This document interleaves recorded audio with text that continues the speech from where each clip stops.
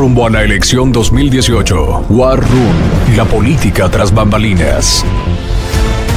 ¿Cómo le va? Muy buenas noches, un gusto saludarle como cada semana. Mi nombre es Alejandro Rodríguez y lo acompaña usted en este camino que cada vez tiene más partes empedradas, que va directo hacia el primer domingo de julio de 2018 y en donde elegiremos los mexicanos a un alto número de gobernantes que estarán a cargo de muchos de nuestros factores que interesan cada día, como la economía, la seguridad. El primero de ellos será el presidente de la República y después veremos la elección ese mismo día de 9 aspirantes a gobernador en 9 distintos estados, por supuesto. Y dentro de este camino hay diversos personajes que vale la pena platicar con ellos. Uno está aquí con nosotros hoy, le doy la bienvenida. Se trata de Ley San Martín, uno de los consultores políticos que radica en México, que mayor experiencia tienen y que más sabe precisamente de lo que ocurrirá en estos próximos meses. Un gusto, Alex San Martín. ¿Qué tal, Alejandro? Muchas gracias por invitarme. Alex, ¿qué veremos en 2018? Tú has estado trabajando con distintos partidos, con distintos candidatos, uno de ellos, Andrés Manuel López Obrador, hace algunos años. ¿Qué veremos en 2018? Bueno, vamos a ver un proceso electoral interesantísimo. Primero, como bien decías, una campaña presidencial que va a sobrevolar por todas las demás elecciones que va a haber. Después unas elecciones a gobernador también interesantísimas. Todas las elecciones de senador, Cámara de Diputados y un montón de presidencias municipales también importantísimas. Estamos hablando del proceso electoral, yo creo que es más grande, casi me debería decir, de la historia de América Latina. En cuestión presidencial, Alex, tú viviste de cerca la elección pasada, la de 2012, esta de 2018. ¿Qué tendrá de diferente? ¿Qué se buscará por parte de los candidatos? Obviamente más allá del resultado final que todos buscan, que es ser presidente de la República. Fíjate lo siguiente, hay un error generalizado que la gente dice, o que se comenta en los medios de comunicación, que la campaña del año 2012 López Obrador entró primero en las encuestas. Es falso. Entró primero en 2006. En 2006 no en sí, 2012. En 2012 no entró. Había un Peña Nieto que iba fortísimo, ¿no? Acuérdense, era un idilio de Peña Nieto, no había ninguna encuesta que lo bajara de 10, 12, 15 puntos arriba. Entonces, ahí hay una cierta confusión. Por primera vez, López Obrador llega, por primera vez desde el 2006, López Obrador sí llega arriba en las encuestas, no llegó en el 2012. Y además, no solamente eso, dice, bueno, es que con el Frente Amplio a lo mejor la elección se tercia, no se tercia, sí, es cierto, puede pasar. Pero lo que sí veo es, por primera vez, un López Obrador que llega arriba y dos, es el único candidato que trae un discurso político en este momento, una narrativa política. Los demás candidatos están, que si hablando de alianzas... Está en la invención del candidato. Efectivamente, pero el único que entra a una elección con una narrativa política totalmente definida y arriba en las encuestas, o a lo mejor es como consecuencia de que tiene una narrativa totalmente definida, va arriba en las encuestas, es López Obrador. Y en este momento, si fuera las elecciones, el presidente de la República sería López Obrador. ¿Cómo evitar, si tú estuvieras del lado de López Obrador, lo estuviste en 2012 trabajando algún tiempo con él, cómo evitar que ese López Obrador sea el de 2006, que va en primer lugar todos los días, en todas las encuestas, hasta el día de la elección? Aunque bueno, muchos debatirán lo que pasó y que llevó al final de cuentas a llevar al presidente Calderón, o a ser presidente a Felipe Calderón. Claro, es que lo que pasa es que si Morena acepta que las elecciones y la comunicación política son procesos científicos, donde se requiere tener equipos profesionales trabajando en cualquiera de las áreas, como puede ser la comunicación digital, la preparación de los debates, la publicidad, en fin, en cualquiera de las áreas de las campañas electorales. Y articula un equipo profesional, me da igual si son de consultores internacionales, de consultores locales o de la propia gente interna del partido, quiero decirte, no tiene por qué, sabes, respetar exactamente, pero si se lo toman de una manera profesional y tienen una narrativa que ya tienen bien hecha, tienen unos equipos trabajando en cada una de las áreas de la campaña y el candidato se entiende que aunque no le guste, se tiene que disciplinar ante la dinámica de los medios de comunicación, ante la dinámica de los debates, yo voy a ver muy complicado que López Obrador pierda.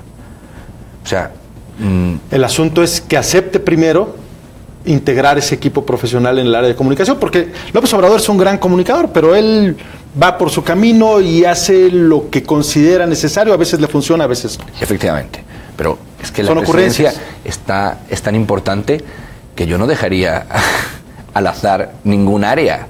O sea, las redes sociales, él maneja maravillosamente las redes sociales, pero bueno, y todo lo demás que va a haber por la red, ¿quién lo para? ¿O quién argumenta? O sea, estamos viendo cómo en Estados Unidos, día sí y día también, aparecen informes de, puede ser que el gobierno ruso o no, quién sabe, se mete en la campaña e interfiere a través de cuentas de 20.000 orígenes distintos. O sea, ¿alguien piensa que no va a haber que no va a haber incidencia en la campaña presidencial mexicana de no un gobierno, de cuántos gobiernos crees que no van a intervenir? Y Morena, que es lógicamente el candidato, López Obrador, que es lógicamente el candidato a batir, ¿no va a tener un equipo profesional parando esos golpes? Parece que es tan evidente. ¿Pasó en las elecciones anteriores? Pasa en todas las elecciones. Digo, en las de López Obrador. Y en las del Estado de México, ¿y en qué elección no pasa? Oye, y hablando de esas incidencias de entrada, las nacionales, en referencia a López Obrador, ¿qué están haciendo los otros partidos? ¿Cómo los ves posicionados? Obviamente les falta un candidato, les falta la creación del mismo, les falta saber de qué van a tratar, por supuesto, el PRI, el Frente. ¿Qué pasará con el Frente? ¿Llegará o no llegará? ¿Cómo yo veo en este momento el panorama? Lo veo con un alto potencial de victoria de López Obrador por lo siguiente. Si dividimos el mercado electoral en una escala del 0 al 10, donde el 0 sería la extrema izquierda y el 10 la extrema derecha y el 5 sería el centro político, y vemos que candidatos se posicionan por el lado del 5 al 10, o sea, el cuadrante de la derecha, nos encontramos que tenemos, por un lado, a un probable candidato del PRI, que es José Antonio Meade, que es un candidato conservador o bipartidista, es decir, que ha estado en un gobierno tanto del Partido Acción Nacional como de, o sea, con más perfil panista para el no es un candidato que digamos que pueda a priori abrazar a muchos electores progresistas, ¿no? Tenemos a un candidato como Ricardo Anaya por el Frente Ciudadano, por el Frente Opositor, que es netamente panista, y tenemos a una candidata como es Margarita Zavala, que muy probablemente creo que alcanzará las firmas necesarias para ser candidata independiente, que correrían por la pista conservadora. 3 candidatos. Con orígenes muy similares. Ok, mismo mercado electoral, 3 candidatos. Por el lado de la izquierda solo tenemos a uno, a López Obrador. Y, si fuera como si fuera un FODA, donde habilidades y amenazas, fortalezas y oportunidades, nadie está viendo el único peligro que tiene López Obrador en este momento. Se llama Marichú. Es la única candidata que pudiera arrebatarle algo quitarle de voto. 2 o 3 millones de... Así te digo yo, la última estimación que yo hice con la compañía, con la empresa, Marichú tiene un potencial de 3 millones de votos. Marichú, a menos que la controlen y la desarticulen bien la gente de Morena, Marichú puede ser al 2012 lo que al 2016, lo que 18, lo que Patricia Mercado fue al 2006. Porque es la única candidata que realmente compite por el flanco de la izquierda y le puede decir que pues ella sí es el pueblo. El único problema para Marichú es juntar las firmas. Pero yo creo que sí, que los zapatistas sí la juntan. O sea, y si no, después de escucharte, alguien le ayudará a juntar las efectivamente, firmas, ¿no? Digo, yo creo que, y sobre todo porque ya una vez que el INE acepta que no puede imponer a una candidata indígena la aplicación de una aplicación tecnológica, que, o sea, su iPad, ¿no? Entonces yo creo que prácticamente tiene garantizadas las firmas. Entonces, ¿cómo veo los demás candidatos? Sin estrategia, sin mensaje, digo, claro, todavía no son candidatos, ¿verdad? Pero compitiendo por un carril en el que ya está más que saturado, y por el otro carril no veo a nadie que esté compitiendo. Se la va a llevar de calle. Alex San Martín, muchas gracias por estar con nosotros. Muchísimas gracias, Alejandro. Seguramente estaremos platicando contigo más adelante. Claro que sí. No se vaya, regresamos, estará con nosotros el senador Mario Delgado.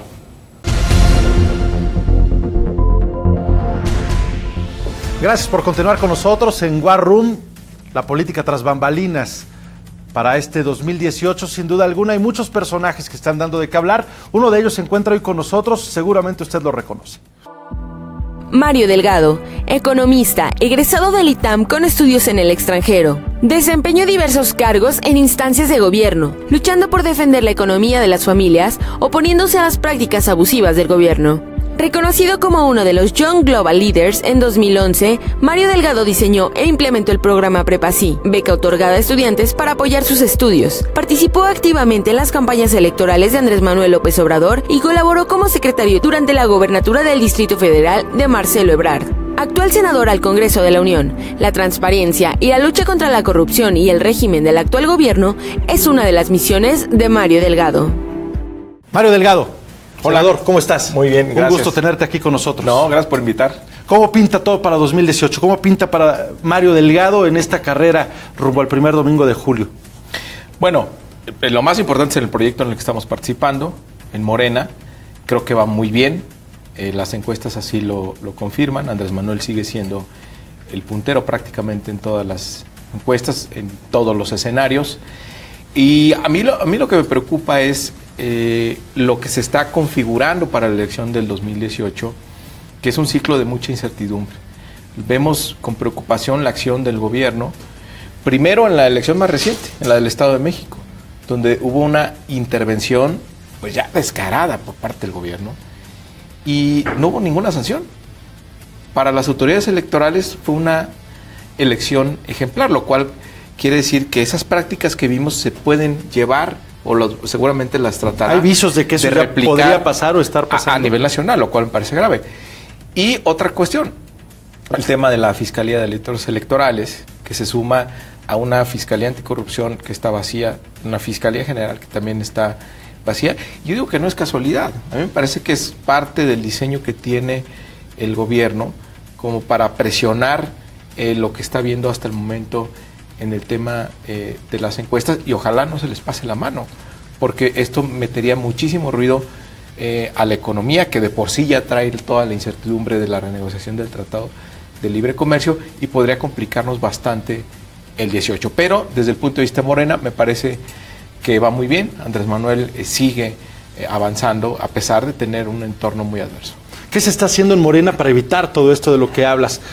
Tienen un candidato fundador de Morena, Andrés Manuel López Obrador, fuerte en las encuestas, primer lugar desde hace mucho tiempo, pero que no es la primera vez que pasa eso con Andrés Manuel López Obrador. Ha sido primer lugar hace 12 años, primer lugar hace 6 años. ¿Cómo evitar que se vuelva a repetir esa historia? Bueno, me parece que ahora es un contexto distinto. Hay un desgaste mayor del gobierno. Hemos tenido un aumento de la violencia en todo el país. La gente, la mayoría de la gente en todo el país vive con inseguridad, vive con miedo. La economía no ha funcionado.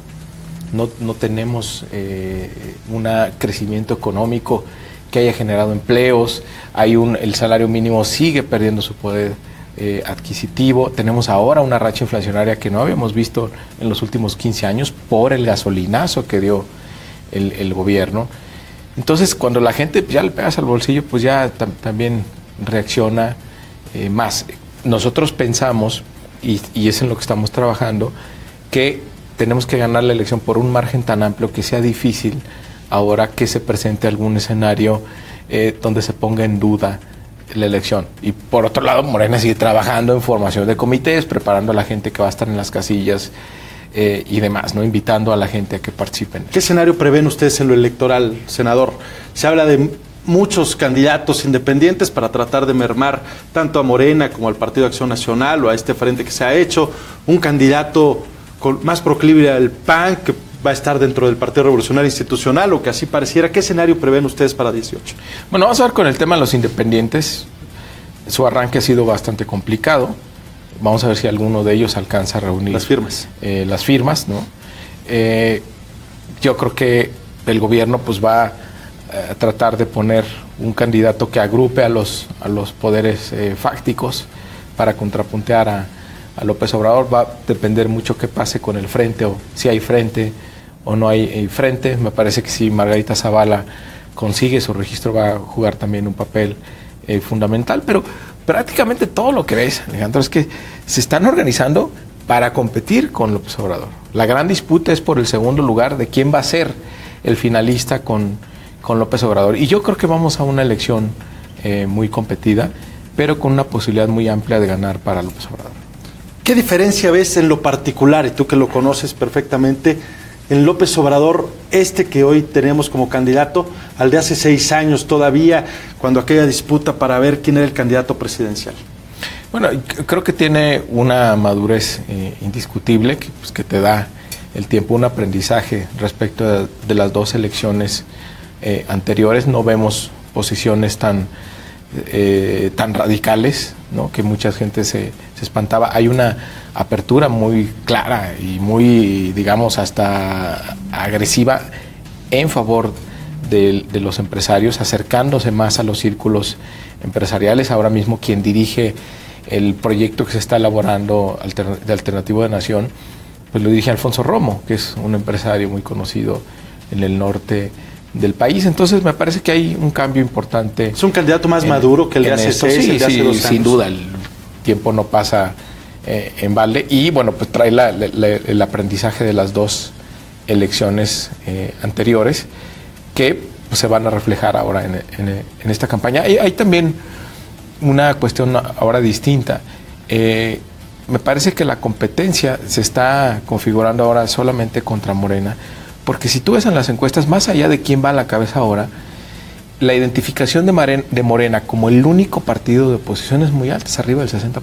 Los otros parecieran ir en un mismo bloque. Y ese es un dato muy importante. Sí, porque pues de repente mira, lo que acabamos de vivir en el Senado. Dice que el PAN toma la tribuna junto con nosotros y el PRD y no vamos a dejar pasar lo del fiscal electoral. Eso duró un día.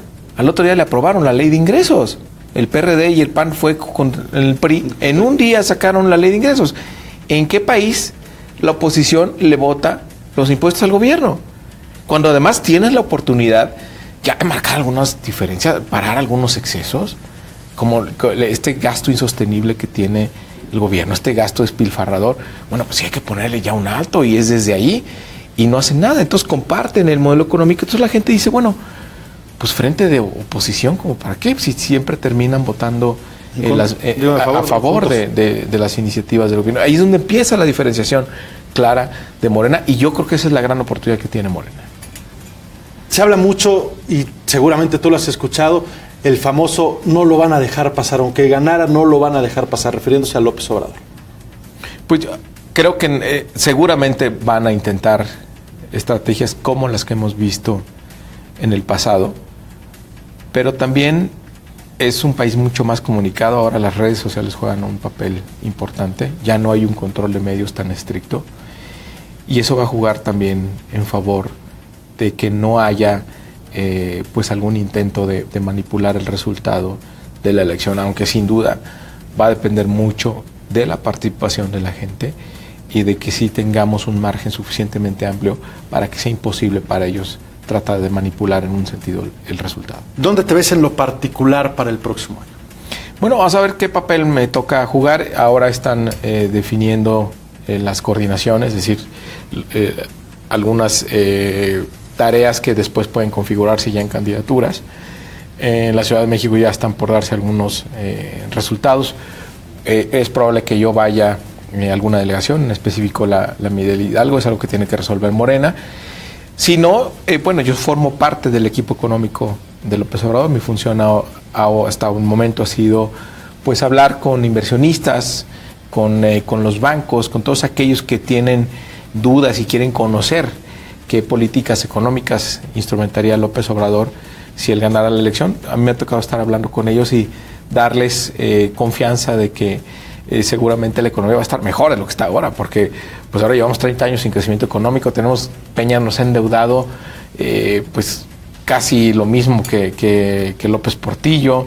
En fin, la gente sabe que la economía no está funcionando, y con López Obrador se va a plantear un esquema totalmente distinto. Ahora también, por ejemplo, el tema del Tratado de Libre Comercio, que ha generado tanta incertidumbre.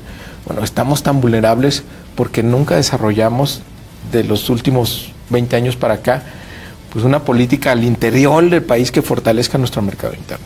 Perfecto, vamos a ir a un corte, si te parece, senador, y regresamos a platicar un poco más sobre Miguel Hidalgo y sobre la posibilidad de que aparezcas en la boleta en 2018. Gracias. No tardamos.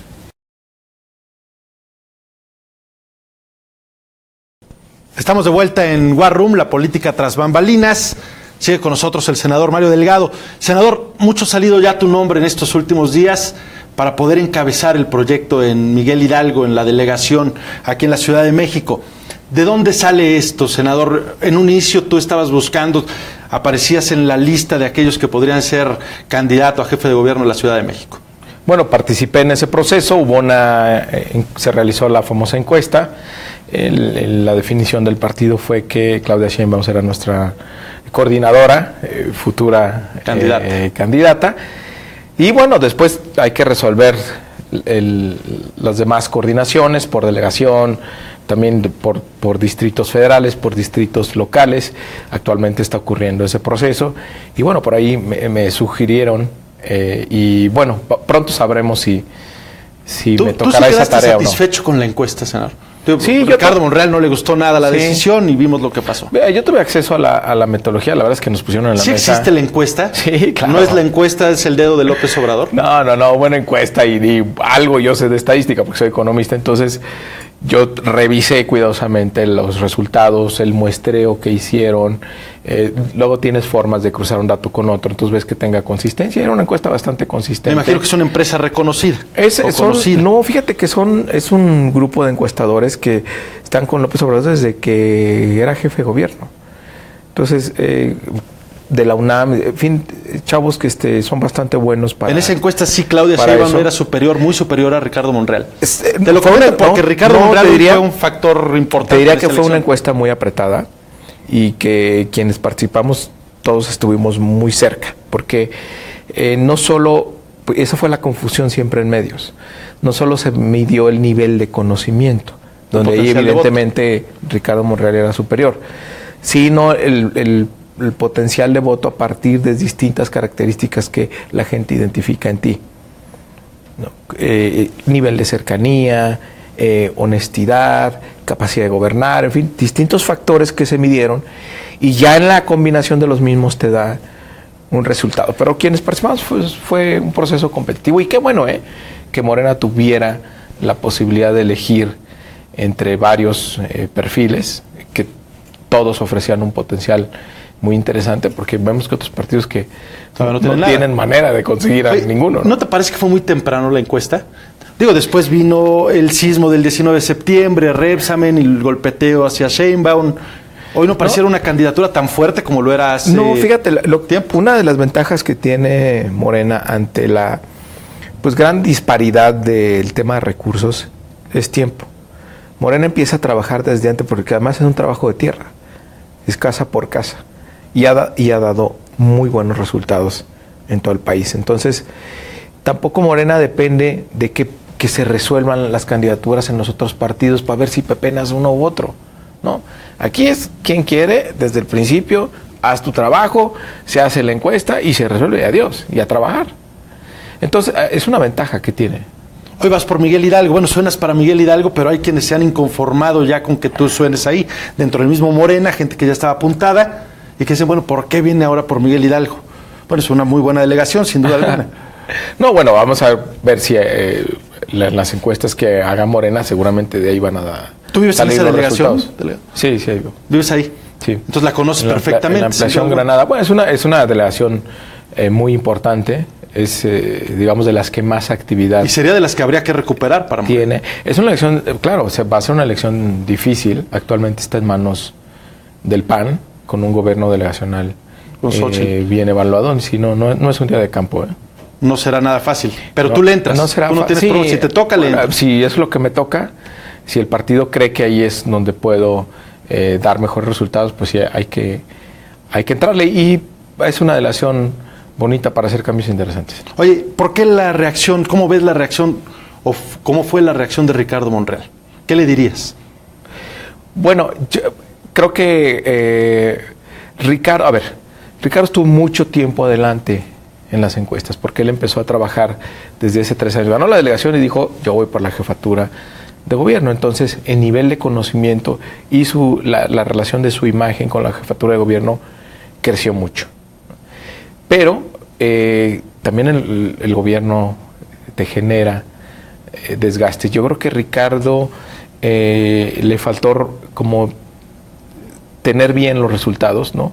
revisarlos y también yo creo que el partido debe haber hecho un esfuerzo mayor en hablar, platicar con él. Yo siempre le pedí al partido que no dejara que Monreal se fuera, que tenían que hablar con él. Es un activo muy importante para el partido. Y bueno, de lo último que sabemos de él, después de que se reunió con López Obrador, una gasolinera, seguirá en Morena. Entonces, y eso es una buena noticia. Ricardo ha trabajado mucho por la ciudad y creo que puede ser un factor muy relevante en la elección del 18. Y por la importancia que reviste además la Ciudad de México en relación con el número de votos que se pueden dar para la presidencial. Sí, no, y además sería otro partido, habría sido una fractura dura. Sí, importa, pero además sería una contradicción para Morena, que en estos momentos en que se está abriendo a traer nuevos liderazgos, pues que no cuide a los suyos. ¿Tú por qué llegas a Morena? ¿Qué tiene de diferente el PRD con Morena? Yo empecé a tener diferencias con el PRD desde que firmaron el Pacto por México. Y yo prácticamente decidí salirme del PRD cuando el PRD apoya la reforma fiscal de Peña Nieto, que era un paso necesario previo a la reforma energética. Entonces yo no estuve de acuerdo en eso, me parecía, desafortunadamente tuve razón. Yo en aquellos años decía que era muy mala idea aumentar los impuestos cuando la economía venía hacia la baja.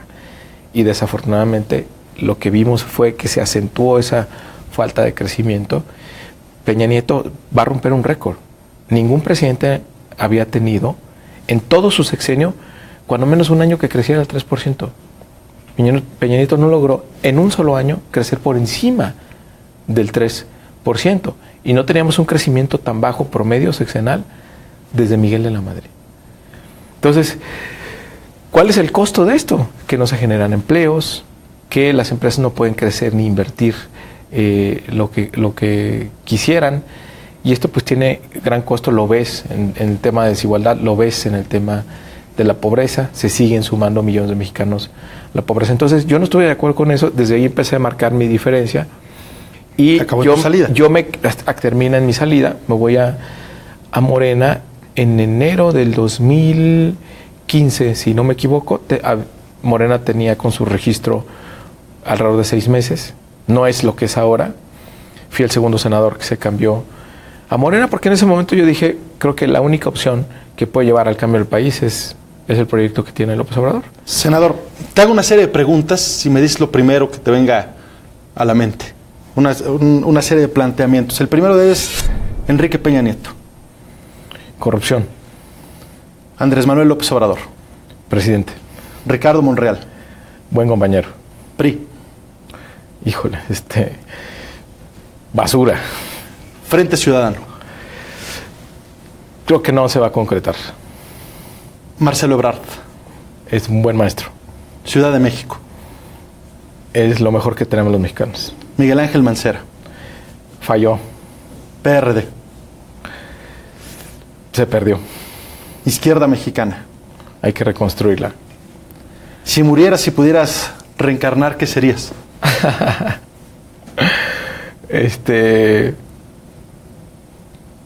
Pues yo le he pasado bien, repetiría. ¿Cuál es tu mayor miedo? Mi mayor miedo a... Pues no sé, a no ser buen padre, yo creo. ¿Cuál es el rasgo que más deploras de ti? Que luego soy muy workaholic. ¿Cuál es tu lema? Mi lema.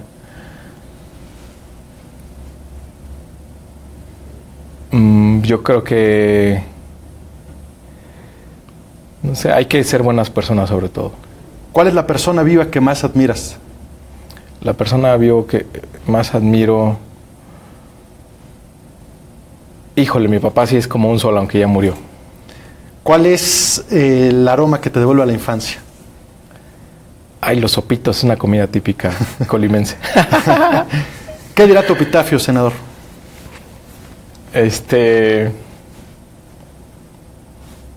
Buen padre, quisiera que dijera eso.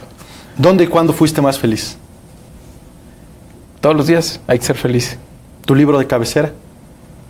Mi libro cambia muy seguido. Ahora, estoy leyendo ahora uno que compara, fíjate, los cambios que estamos viviendo ahora con los cambios que se vivieron en el Renacimiento, que fue que la Tierra no era plana y era redonda, y además que el Sol no giraba alrededor de la Tierra, sino que la Tierra giraba alrededor del Sol.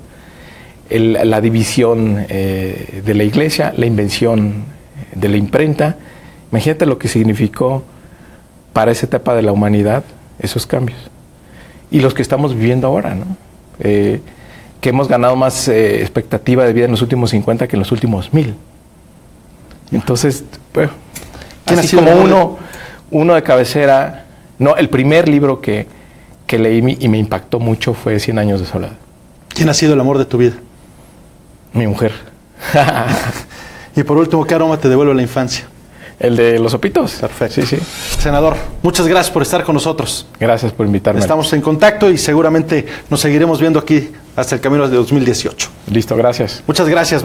Regresamos en un momento más a War Room, Cuarto de Guerra.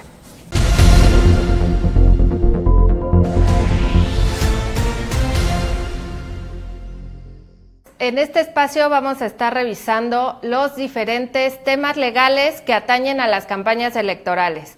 El día de hoy vamos a platicar sobre los candidatos independientes. ¿Qué se necesita para llegar a la boleta por la vía independiente sin un partido político? Bueno, pues en primer lugar han escuchado mucho sobre la aplicación que sacó el INE para recabar los apoyos ciudadanos. Y es que el primer requisito es el reunir la cantidad de firmas que requiere cada uno de los cargos. En el caso de presidente de la República, los aspirantes deben reunir más de 866,000 apoyos ciudadanos en al menos 17 entidades federativas. Y si bien se ha dicho que los aspirantes actuales están muy lejos de llegar a esta meta, la realidad es que cada día se acercan más. Jaime Rodríguez el Bronco de Nuevo León y la aspirante Margarita Zavala. Asimismo, entre los aspirantes al Senado, que también van muy bien en la recolección de firmas, tenemos a Pedro Kumamoto en el estado de Jalisco y tenemos a Manuel Cloutier por el estado de Sinaloa. Y en el caso de diputados federales, tenemos al menos ya 4 aspirantes en distintos distritos en los estados de Michoacán, de Nuevo León, de Chihuahua, que ya han reunido el 100% de sus firmas. Cada uno de estos cargos tiene un tiempo específico para reunir sus firmas. En el caso de los diputados tienen 67 días, en el caso de los senadores 97 días y en el caso de los presidentes 127 días, así que todavía tienen oportunidad de llegar a la meta. Y en el caso del financiamiento, si bien en esta etapa los aspirantes, su financiamiento es 100% privado, deben reportar al INE sus gastos de campaña, así como el origen de sus recursos. Y nos ha informado el 11 de noviembre el Instituto Nacional Electoral que solamente 11 de los 286 aspirantes a candidatos independientes han reportado estos gastos, es decir, solo el 3.8%. Nos vemos la siguiente semana para seguir platicando con ustedes de este y otros temas legales de las campañas electorales. Soy Mariana de la Chica.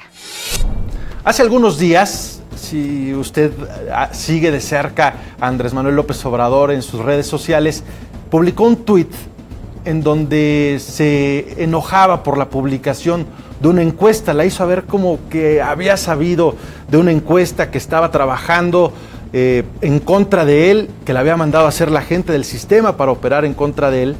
Y hoy déjeme contarle que quienes hicieron esa encuesta están con nosotros para platicar. Federico Barrueto, licenciado en Derecho con maestría y doctorado en Gobierno por la Universidad de Essex. Ha realizado análisis político y electoral, desempeñándose como director de planeación de las campañas presidenciales de Luis Donaldo Colosio y Ernesto Zedillo, así como candidato a diputado federal del PRI en 2003. Sus trabajos han sido publicados en las revistas Voz y Voto, Nexos y en los principales diarios nacionales. Director general en Gabinete de Comunicación Estratégica, articulista del diario Milenio y catedrático en distintas instituciones. Su conocimiento y experiencia han ubicado a Federico Barrueto dentro de la comunicación política. Le doy la bienvenida a Federico Barrueto, Gabinete de Comunicación Estratégica. Estratégica. Fede, ¿cómo estás? Muy satisfecho de estar con ustedes. ¿No le gustó tu encuesta, Andrés Manuel López Obrador? Aunque yo la reviso y tiene muchos números positivos para el candidato de Morena. Pues mira, un buen analista el día de ayer, José Antonio Crespo, aborda el tema. Y él, que además pues es un analista que ha acreditado independencia, rigor de juicio, y a él le llama la atención, ya hace exactamente la misma reflexión, que no entiende cómo una encuesta que no le es adversa, ¿por qué esa reacción? Y yo lo que quiero entender con ello es que a lo mejor hay un tema que él lo está volviendo tabú, y es el de los hijos. Sus 3 hijos mayores, los 3, son funcionarios de Morena. Y eso evidentemente es un caso de nepotismo, pero no son funcionarios menores. Uno está en el Estado de México. Estado de México, y otro en el centro. En la Ciudad de México, ¿no? Entonces, seguramente la lectura que le dio Andrés Manuel a este ejercicio fue de una sensibilidad mayor por un tema pues que va a estar finalmente sujeto a escrutinio en las campañas, no nada más por sus adversarios, sino también por los encuestadores o cualquier observador que quiera analizar el tema. Y para nuestro caso era muy interesante ver cómo la gente percibía, primero si estaban enterados, muy pocos están enterados de este papel protagónico de sus 3 hijos, y segundo, ¿cómo lo ven? Y fíjate, paradójicamente, al menos para mí se me hace una respuesta muy elevada, 30% están de acuerdo. Es decir, lo que el dato revela es que Andrés Manuel trae un voto duro tan fuerte, tan sólido, que aún con un caso evidente que sería reprobado en otros partidos, pues, aquí no hay problema. Pues digamos, sí hay una reprobación, pero tiene una aprobación de 30%, que si vamos en una situación de voto fragmentado donde el umbral de triunfo es 33, 35%, pues no son malos números para Andrés Manuel. Pero bueno, entendemos que quienes estamos observando a los candidatos, porque no es el único caso de Andrés Manuel, también hemos hecho con el Bronco. Eso hay que decirlo, hay 3 encuestas en la página de Gabinete de Comunicación Estratégica, Margarita Zavala, el Bronco y Andrés Manuel, que son los 3 figuras nacionales. En el caso del Bronco lo hicimos en Nuevo León, la encuesta es en Nuevo León, y el Bronco ahí sí tiene resultados muy adversos. Digamos, él sí, en todo caso, podría salir que él sí se debió enojar más que Andrés Manuel López Obrador. Así es, los resultados veramente son... Es una encuesta muy seria, malos. Conocemos perfectamente a Gabinete de Comunicación Estratégica, ha ganado premios RITS por su calidad, 126 páginas de Andrés Manuel López Obrador, que detalla perfectamente el perfil de Andrés Manuel López Obrador ante los electores. Así es. Números muy buenos, 43% de los entrevistados identifica a AMLO con aspectos positivos, es honesto, es el cambio, 63% lo caracterizan positivamente sobre él, que es perseverante, el mejor candidato, 54% lo considera honesto, no es para enojarse. Pero sí toca este tema, precisamente los hijos, que serían de los pocos puntos negativos que arroja la encuesta, que es este de los hijos. Sí, y además también debo decir lo siguiente, que Andrés Manuel ha desarrollado una campaña anticipada, además ha sido en varias ocasiones candidato presidencial, es decir, el nivel de conocimiento que hay sobre él es altísimo. Se va de la mano de más de 12 años de campaña. Así es, ¿no? Y es explicable que a estas alturas, tú cuando haces una encuesta de quién ganaría la elección, sin duda pues la gana el más conocido. Es una situación obvia. ¿Por qué? ¿Por qué vas a votar por alguien que no conoces? Entonces todavía es muy prematuro. Creemos que en todo caso tiene más sentido las encuestas de partidos, que por cierto a Morena no le va nada mal en las encuestas por partidos. Y es el partido mejor evaluado según esta encuesta. Evaluado, pero también hay una cosa, que a Morena ya se le ve como más de lo mismo. Se va volviendo un partido político a final de cuentas. Sí, y además pues las denuncias que ha habido sobre financiamiento, por ejemplo la de Eva Cadena en Veracruz, cómo a través del Congreso se está financiando Morena con recursos públicos, incluso para actividades de proselitismo de Andrés Manuel. Bueno, todo esto y lo que ha sucedido en la elección del Estado de México, en la Ciudad de México, bueno, Morena entra al juicio crítico de la población y no tendría por qué ser visto como excepción, sobre todo el caso, por ejemplo, un no muy afortunado de la selección de la candidata a la Ciudad de México, un caso desafortunado por varias razones. Primero, la opacidad. O sea, tú no puedes encuestar con encuestadores secretos. Eso lo tienes que abrir, incluso hacer con varios estudios, ¿no? Eso sería lo recomendable. No puede ser con una encuestadora y que nadie sabe quién es ni cómo trabaja. Así, y no se ve el estudio. Y además, quienes participaron no conocieron el cuestionario, no conocieron la muestra. Hay una serie de cuestiones ahí de opacidad. El otro tema que también afecta la credibilidad del ejercicio, pues fue la disidencia de parte de Ricardo Monreal, que al parecer, bueno, ya... Podría regresar, pero de todas maneras dejó el registro de que las cosas no se estaban haciendo bien en ese, digamos, esa modalidad de selección de candidatos. Y un tema fundamental, Alejandro, los partidos son entidades de interés público, financiadas con recursos públicos, no son patrimonio de nadie. Nadie escrituró tal partido a nombre de tal personaje. Por lo mismo, los partidos están obligados a ejercicios democráticos para la selección de sus candidatos. La democracia interna no debe ser opción, debe ser obligación para los partidos. Pero bueno, lo que no está pasando aquí. Y no está pasando en Morena y no está pasando en ninguno de los otros partidos, la verdad. Todo va a ser selección de dedazo prácticamente. Pues hay un retroceso muy severo. En los partidos hay miedo a la democracia, sienten que la democracia los divide y prefieren caminar por la ruta del autoritarismo, ¿no? De acuerdo a las encuestas, y ya me voy a los otros partidos de manera breve, ¿cómo ves el futuro del PRI? ¿Cómo ves el futuro del Frente como tal? Mira, el PRI tiene un desgaste brutal por el ejercicio del gobierno y sobre todo porque ha tenido casos de gobiernos particularmente locales donde pues los... No hay ni cómo ayudarlos. El caso de Borges, verdaderamente ha sido desastroso, y el problema es que para la percepción de muchos, aunque no es el caso, se vuelve un patrón. ¿Por qué? Porque lo que adquiere notoriedad es el escándalo. Si hay un gobernador que está haciendo bien su trabajo, y hay varios, y te puedo decir porque lo hemos medido, Yucatán, Sonora, San Luis Potosí. Para la gente ese es su trabajo, él tiene que hacerlo bien. Así es, pero si lo haces bien no pinta, pero si tienes un caso de corrupción vas a estar en las primeras planas, ¿no? ¿El Frente? En el caso, mira, el Frente tiene que resolver todavía la selección. ¿Llegará el Frente a la elección? Yo creo que sí, y los veo yo muy decididos, sobre todo porque, mira, cada uno de los que integra el Frente valen muy poco por sí mismos. Ellos en coalición tienen verdaderamente opción de triunfo y tienen gente muy, muy talentosa que podría ser un muy buen candidato. Tienen a Ricardo Anaya, que ha probado tener una habilidad como muy... El problema para Anaya son los exgobernadores como Moreno Valle, Silvano, Mancera, que parece no quieren el método de selección. Bueno, obviamente tienen que resolver eso. Mancera es otro de los valores. Silvano pues ha hecho un buen papel como gobernador de Michoacán, aunque ya está en otro nivel. Y yo sí le vería al Frente la posibilidad de competir y eventualmente, si hacen buen trabajo, hasta de ganar. ¿Elección de 3 por ahora pinta? Pueden ser 3 o pueden ser 4, con un independiente o 2 independientes fuertes.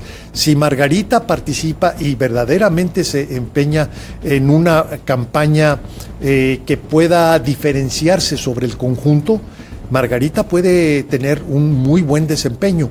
En el caso del Bronco, bueno, es un pésimo gobernador según nuestro estudio, pero un personaje. Pero ha sido un extraordinario candidato.